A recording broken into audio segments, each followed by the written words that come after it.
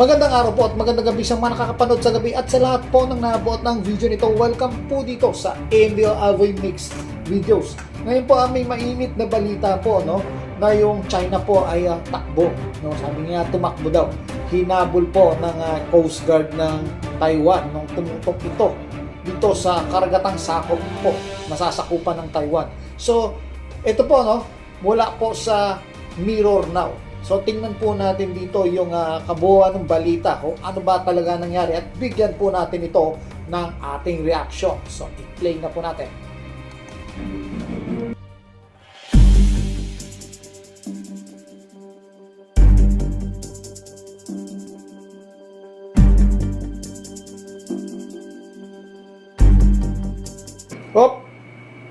Basahin po natin ito, no? China withdraws ship after high tension Taiwan row.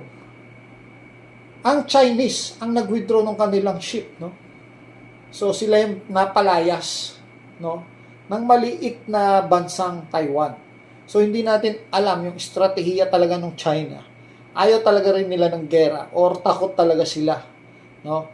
Personally, kung totoo yung labanan, mukhang ayaw nila, no?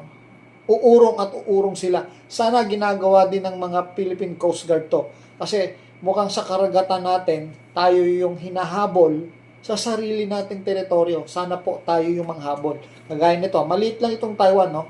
Pero sila yung nanghabol sa mga Chinese vessels na ito. Sige po, tuloy natin.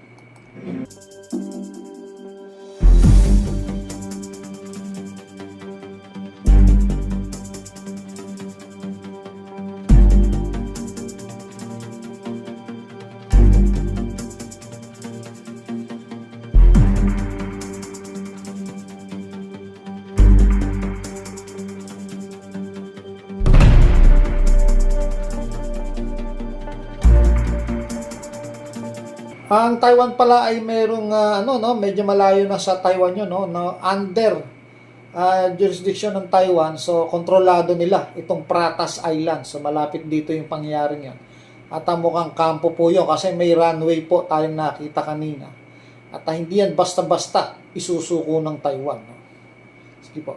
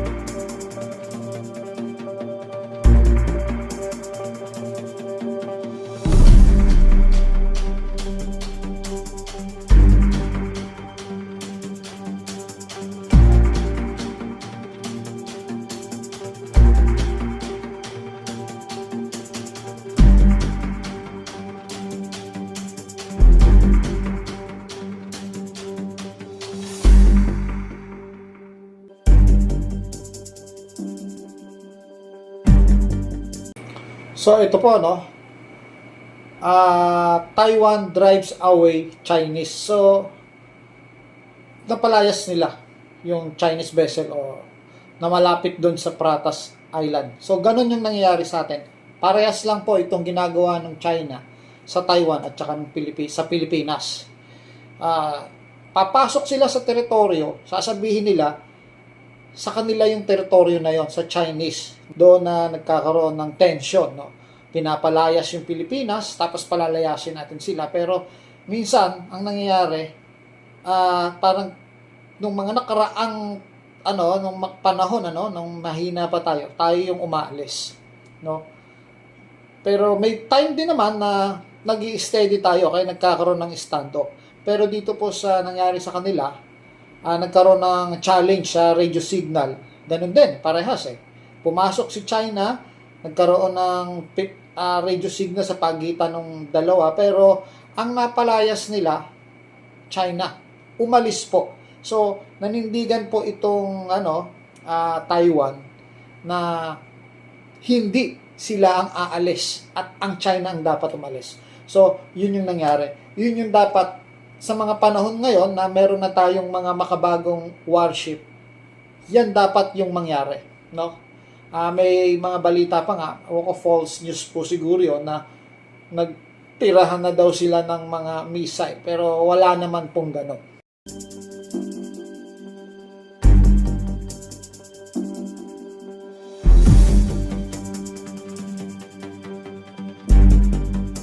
Ayan po, Chinese research ship forced out by Taiwan patrol.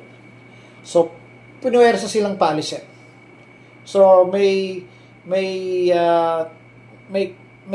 katwira na hinabol, no? Inalis. So, yun po.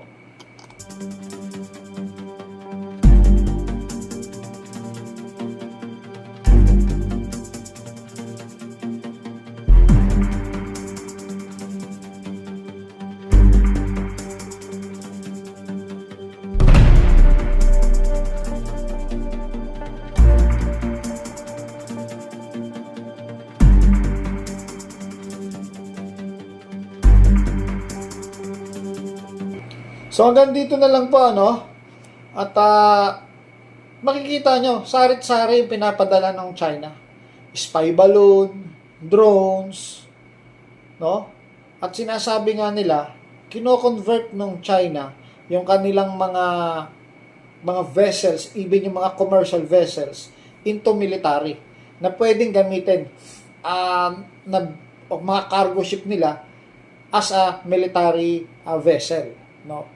Sinasanay na nila yung mga tao nila bilang mga sundalo nila na ang laban ng mga sundalo nila ay laban din ng mamamayan nila.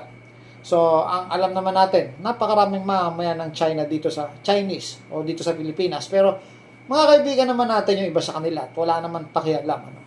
Iba nga doon, mga pusong Pilipino na. Pero, etong China, yung mga iba na hindi pa nakakarating dito, sigurado galit na galit sila sa Pilipinas. Ganun po yun. At kasi yan nilalaso nila yung isip, no? At sineset nila yung isip ng kanilang mamamayan na palabasin na tama yung gobyerno nila. Dapat lang po talaga nating matalo itong yung kanilang presidente o yung mga pinuno nila ng walang gera, no? Sa pamamagitan nito ng panggigipit din sa kanila, no? Mapasuko natin ang China ng walang gera. Mas maganda po 'yon. So kung maiisip po ng lahat 'yon, sa tulong po kasi hindi po basta-basta, sa tulong po ito ng mga higanting bansa, no? Magagawa natin ito kung tulong-tulong po, no? Matatalo natin ang China ng walang gera at walang namamatay sa pamamagitan nito ng pagpapatalsik ng mga pinuno nila na manglalaso ng isip ng kanilang mga mamamayan. Alam natin sa gera po walang panalo, lahat talo, both side namamatayan, mapasundalo yan, both side namamatayan. So later on, after nung gera, marirealize ng isa na siya ay mali at tapos pagkatapos nun, magiging magkaibigan ng bansang nagkaroon ng gera. Kagaya natin ngayon ng Japan at saka ng Pilipinas. So kawawa yung mga nabiktima ng gera noon, no? At mabibiktima ng gera.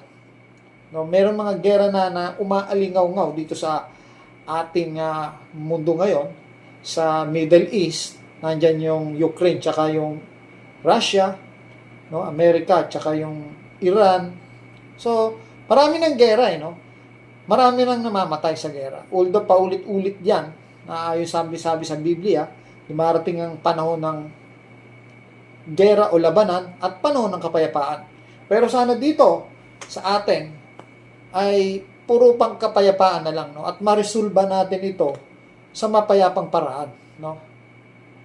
Huwag po nating kalimutan palagi na ipanalangin natin ang kapayapaan dito sa rehiyon natin. Hindi lang dito sa Pilipinas, kapayapaan sa Taiwan, kapayapaan sa China, sa lahat-lahat po, no? At alisin yung mga pinuno ng bayan na magdadala sa kaguluhan, no? Alisin nawa ng Panginoon, sawayin nawa sila ng anghel ng Diyos, no? Ibagsak ang kanilang pamumuno, matanggal sila sa posisyon, no?